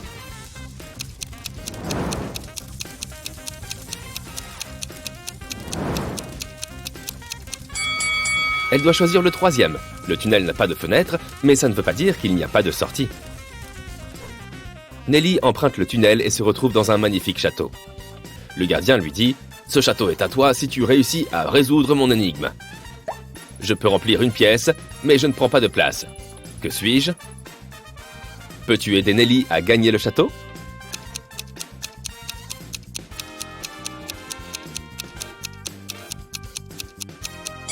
La réponse est de la lumière. Eh oui, la police a découvert que plusieurs criminels allaient quitter le pays en avion. Malheureusement, personne ne savait à quoi ils ressemblaient, ni combien ils étaient exactement. 4 hommes suspects ont été placés en détention et leurs bagages ont été inspectés.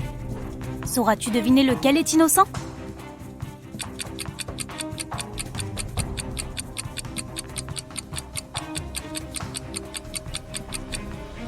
Pourquoi un homme chauve aurait-il besoin de shampoing ? Une personne prétendument aveugle avec une lampe de poche ? Du dentifrice mais pas de brosse à dents ? Apparemment, seul l'homme à gauche n'est pas un criminel. Anne a invité ses amis à passer une semaine chez elle. Les jeunes gens s'amusaient comme des fous. La veille du jour où ils devaient partir, un terrible orage a éclaté. Il pleuvait à verse. Les vents violents brisaient les arbres, arrachaient les lignes électriques et provoquaient des pannes de courant un peu partout. Le lendemain matin, le temps était plus clément, mais Anne a découvert que sa bague en diamant préférée, celle que sa grand-mère lui avait donnée plusieurs années auparavant, avait disparu. Elle a demandé à tous ses amis de se réunir dans le salon. « Je n'arrive pas à retrouver une chose qui m'est très chère. Pouvez-vous me dire ce que vous faisiez hier ?» Megan a répondu qu'elle avait passé la plus grande partie de la journée dans sa chambre, à lire. Walter a répondu « Je m'exerçais à la guitare électrique dans le garage. » Marie a dit à Anne qu'elle ne savait même pas à quoi ressemblait la bague. Anne a tout de suite su qui était le voleur. Peux-tu le découvrir aussi ?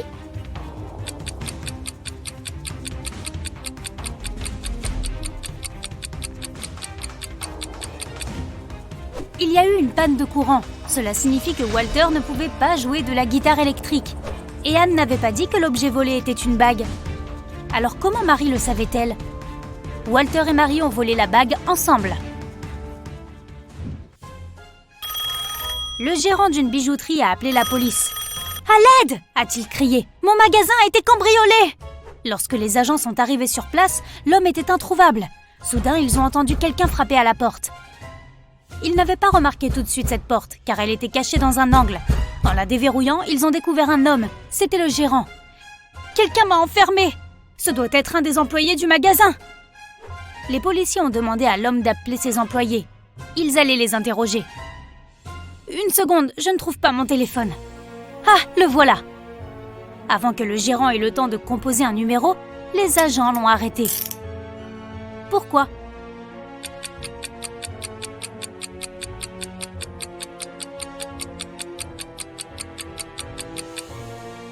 S'il était enfermé dans cette pièce et que le téléphone était posé sur le comptoir, comment avait-il pu appeler la police ? L'inspecteur de police Thomas Davis marchait dans la rue un soir d'hiver. Soudain, il a vu une personne portant un masque noir se faufiler hors d'une maison par la fenêtre. Elle portait 2 grands sacs. L'inspecteur a compris qu'il s'agissait d'un cambrioleur. Il a couru après l'inconnu, mais celui-ci a tourné au coin de la rue et a disparu. Thomas a compris que le criminel s'était caché dans une de ces maisons. Mais laquelle ?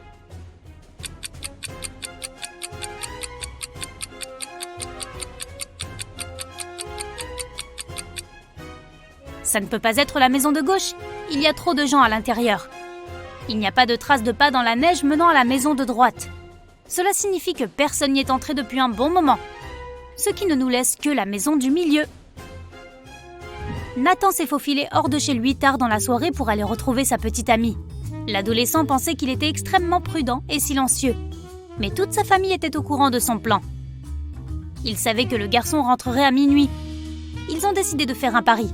Celui qui verrait Nathan en premier lorsque le garçon commencerait à escalader la clôture serait le gagnant. Pas de corvée pendant 1 semaine. Pour ne pas s'endormir, le papa de Nathan a allumé la télé. Le grand-père de l'adolescent s'est installé dans le salon pour lire un livre. Sa grand-mère est allée dans la cuisine pour préparer une pizza. Et la mère de Nathan est allée dans sa chambre, s'est assise sur le sol et a commencé à méditer. Qui verra Nathan en premier lorsqu'il reviendra ?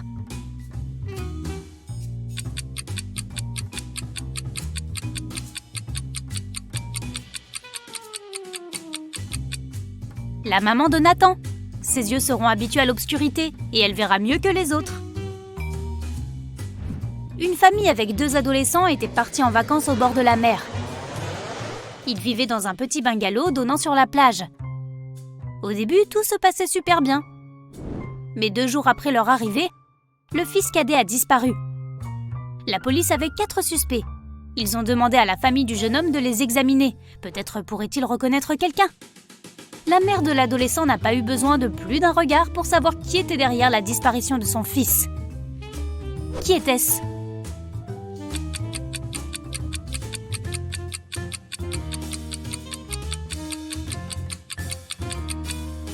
C'est l'homme qui porte la casquette de baseball du garçon disparu. Carl, héritier d'une immense fortune, a été retrouvé inconscient lors d'une fête endiablée.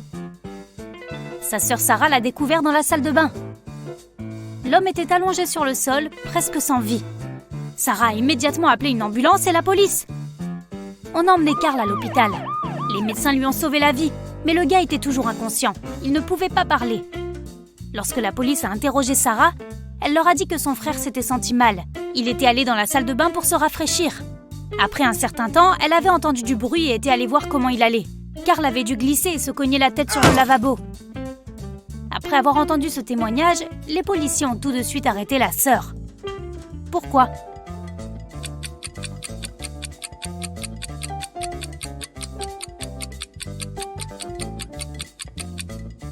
D'abord, cela s'est passé pendant une fête bruyante. Comment la fille avait-elle pu entendre un bruit suspect ? De plus, Carl était couché trop loin du lavabo qui se trouvait de l'autre côté de la salle de bain. Regarde cette photo et essaie de deviner qui vient du futur.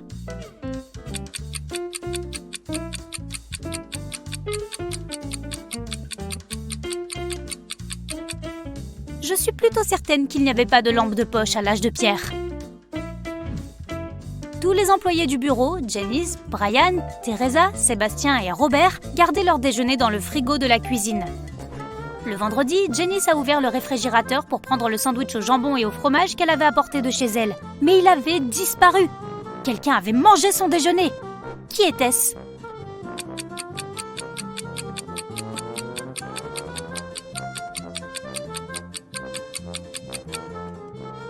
Ça ne pouvait pas être Brian, il y a un parapluie mouillé près de son bureau. Il venait juste d'arriver. Teresa est végétalienne, elle ne mange ni fromage ni jambon. Robert est au régime et ce sandwich n'est pas léger. Cela signifie que c'est Sébastien qui avait volé le sandwich de Janice. Vilain garçon! En arrivant au travail, Joe a vu que son coffre était ouvert. Tout l'argent et les documents importants qui s'y trouvaient avaient disparu. Il a immédiatement appelé son ami, le détective Callum. Lorsque l'homme est arrivé, Joe lui a dit « Je pense que le coupable est l'un de mes employés. L'un d'eux a dû prendre ma clé et ouvrir le coffre. » Callum a interrogé les 3 personnes qui travaillaient pour Joe. Wayne a répondu « Je ne sais même pas à quoi ressemble ce coffre. Et bien sûr, je ne sais pas quelle clé l'ouvre. » Augustin a dit « Je suis l'assistant de Joe. J'ai la 2e clé du coffre. Mais j'étais en vacances et je viens de rentrer. » Et Julia a simplement dit « Je ne peux pas le prouver, mais ce n'est pas moi. » Qui ment ?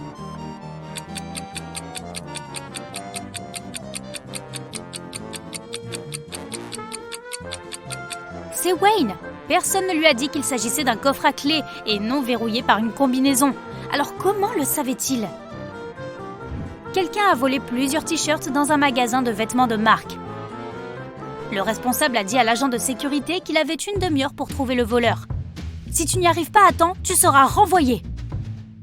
Le garde s'est empressé d'aller regarder les images de la vidéosurveillance. Heureusement, il a réussi à trouver qui était le voleur avant que le temps ne soit écoulé. Et toi, sais-tu qui c'était ?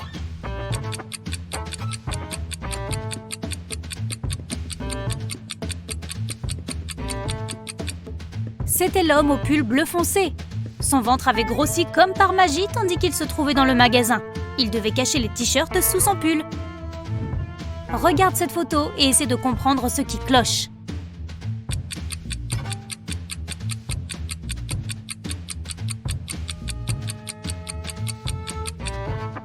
Le reflet dans le miroir est inversé. Terry faisait le tour du monde en bateau quand son yacht a été pris dans une terrible tempête. À un moment donné, il s'est cogné la tête contre le mât et a perdu connaissance. Quand il est revenu à lui, il était sur une plage.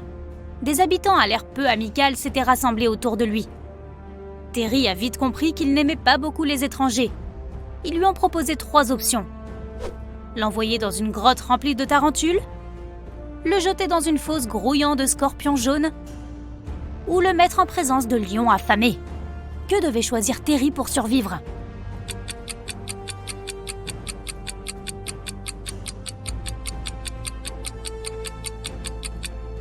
Il devait choisir les tarentules. Ces créatures ont l'air terrifiantes, mais elles sont généralement inoffensives pour les humains. Généralement. Le capitaine Jack était un pirate redouté qui avait pillé des milliers de navires. Il y était parvenu à l'aide d'une seule petite astuce. Elle lui permettait d'approcher n'importe quel navire, de n'importe quel pays, suffisamment près pour pouvoir l'aborder. Quelle était cette astuce ?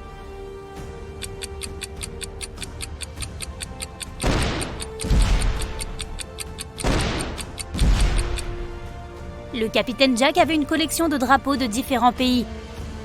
Au lieu de hisser le classique drapeau noir des pirates, il choisissait le drapeau du pays d'où venait le navire. Cela lui permettait d'y accéder immédiatement. Dans quelle situation as-tu le plus de chances de survivre ?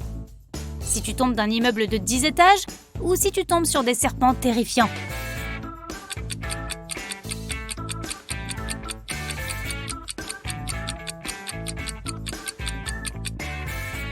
Les serpents ne seront peut-être pas venimeux. Dans ce cas, ils ne te feront aucun mal.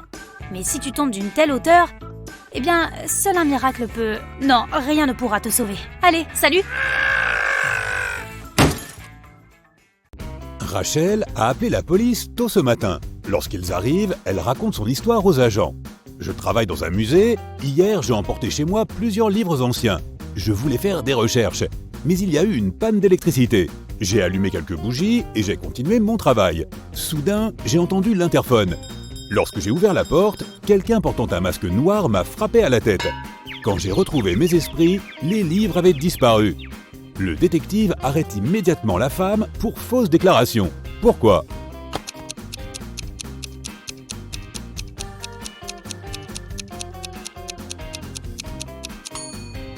S'il y avait eu une panne d'électricité, l'interphone n'aurait pas fonctionné. Après le braquage d'une banque, la police retrouve un sac plein de billets dans un parc posé parmi des cactus. Les policiers interpellent 3 suspects. Il ne leur faut pas longtemps pour découvrir qui est le voleur. L'as-tu deviné aussi ?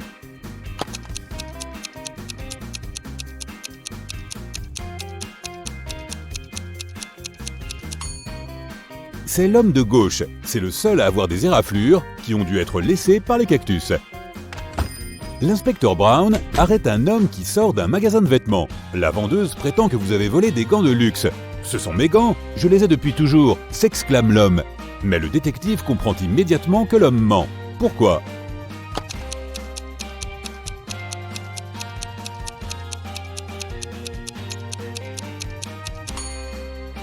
L'homme n'aurait pas pu utiliser ses gants, ils sont pour la même main. Une famille avec 2 adolescents est partie en vacances au bord de la mer. Ils séjournent dans un petit bungalow directement sur la plage. Au début, tout se passe très bien, mais 2 jours après leur arrivée, le fils cadet disparaît. La police a 4 suspects. Ils invitent la famille du jeune homme à les observer. Peut-être qu'ils pourraient trouver un indice. La mère de l'adolescent n'a pas besoin de plus d'un regard pour savoir qui est derrière la disparition de son fils. Qui est-ce ?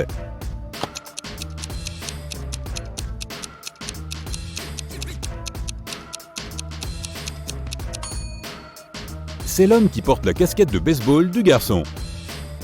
Michael rentrait de la salle de sport quand tout est devenu noir. Quand il revient à lui, il découvre qu'il est dans une pièce fermée à clé. À côté de la porte, il y a un ordinateur avec un clavier. Sur l'écran, il y a une énigme. Michael doit taper la bonne réponse et la porte s'ouvrira. L'énigme est la suivante. Je crée 2 personnes à partir d'une seule. Que suis-je ? Michael tape le bon mot et la porte s'ouvre. Il est libre de partir. Quelle est la réponse ?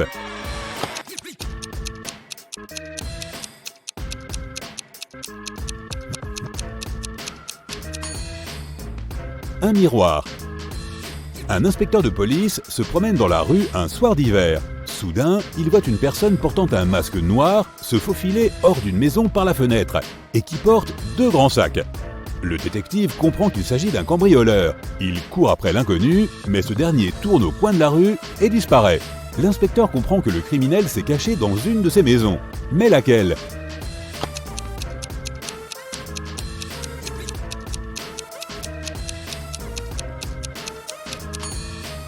Ce ne peut pas être la maison de gauche, il y a trop de gens à l'intérieur. Il n'y a pas de traces de pas dans la neige menant à la maison de droite. Cela signifie que personne n'y est allé depuis un bon moment. Il s'agit donc de la maison du milieu. Oliver a été agressé dans son appartement et emmené à l'hôpital. La police a 4 suspects, tous des voisins d'Oliver. Amelia dit qu'elle se promenait dans le parc depuis tôt ce matin. Henry explique qu'il était en train de peindre dans son atelier et qu'il n'a rien entendu. Jacob déclare qu'il était en train de réparer sa voiture. Sophia répond qu'elle prenait un bain depuis 3 heures. Regarde les mains de ces personnes et essaie de trouver qui ment.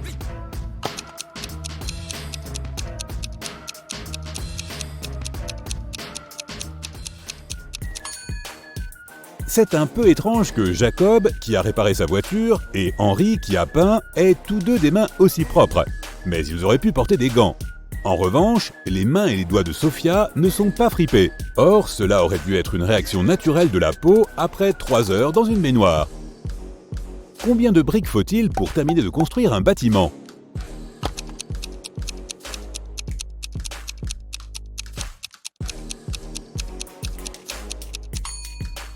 Une seule, la dernière. Un homme souhaite acheter une voiture d'occasion. Il en trouve une qui lui plaît et qui coûte 9 000 €. Il l'achète, mais ne débourse pas un centime. Comment est-ce possible ?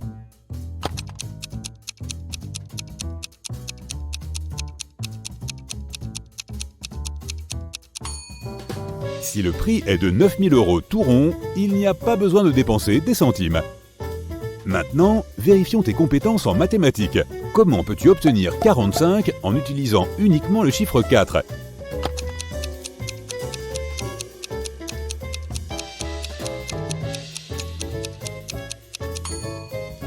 44 plus 44 divisé par 44. Nathan sort en douce de la maison tard dans la soirée pour retrouver sa petite amie. L'adolescent pense qu'il a pris toutes les précautions pour être tranquille. Mais toute sa famille est au courant de son plan. Ils savent qu'il reviendra à minuit. Ils décident alors de faire un pari. Celui ou celle qui verra Nathan en premier lorsqu'il commencera à escalader la clôture sera le gagnant. Pas de tâches ménagères pour elle ou pour lui pendant une semaine. Pour ne pas s'endormir, le père de Nathan allume la télévision. Le grand-père de l'adolescent s'installe dans le salon et commence à lire un livre. La grand-mère va à la cuisine pour préparer une pizza. Et la mère de Nathan va dans sa chambre, s'assoit sur le sol et commence à méditer. Qui sera le premier ou la première à repérer Nathan le moment venu ?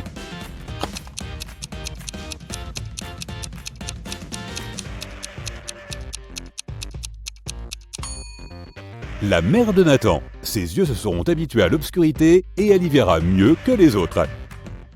Le PDG d'une grande entreprise appelle la police.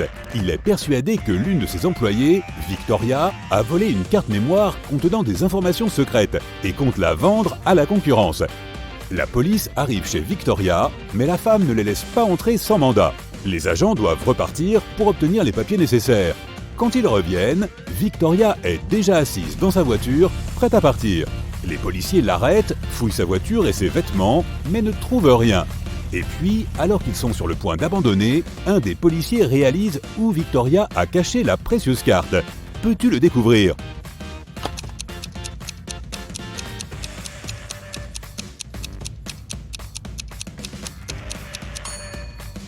Lorsque la police est venue la première fois, Victoria avait les cheveux détachés. Mais la deuxième fois, elle a changé de coiffure.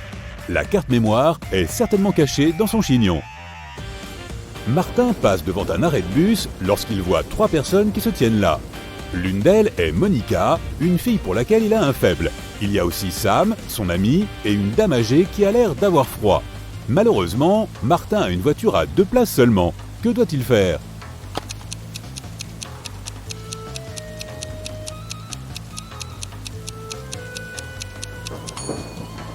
Il doit laisser Sam emprunter sa voiture avec la vieille dame et rester à l'arrêt de bus avec Monica. Ainsi, Sam pourra déposer la vieille dame et Martin pourra passer du temps avec Monica. Pendant un incendie, une banque est braquée. L'agent de sécurité dit à la police qu'il voulait sauver un sac contenant de l'argent, mais il a dû refaire ses lacets juste devant la sortie de secours. À ce moment-là, la porte s'est ouverte et l'a frappé à la tête. Quand il a retrouvé ses esprits, l'argent avait disparu. Pourquoi l'agent de sécurité est-il arrêté sur le champ ?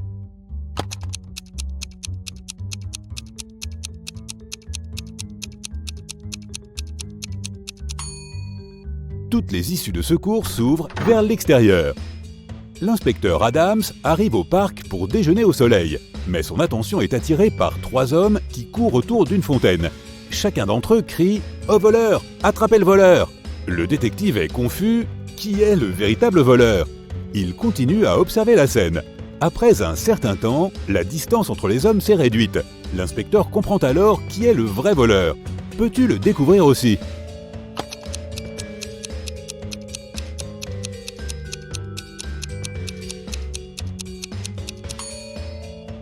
Si le 3e homme était le voleur, le 2e n'aurait qu'à se retourner pour l'attraper. Il en va de même pour le 2e, ce qui signifie que l'homme qui court le premier est le voleur. Quelqu'un a dévalisé une banque dans une grande ville. Un inspecteur de police va rendre visite au principal suspect qui déclare « Je me suis senti mal toute la semaine et je n'ai pas quitté mon appartement depuis 3 jours. Je n'avais même pas besoin de nourriture. Mon frigo est plein. Voyez par vous-même. » Il ouvre alors son frigo, mais l'inspecteur comprend que l'homme ment et l'arrête. Comment a-t-il compris ?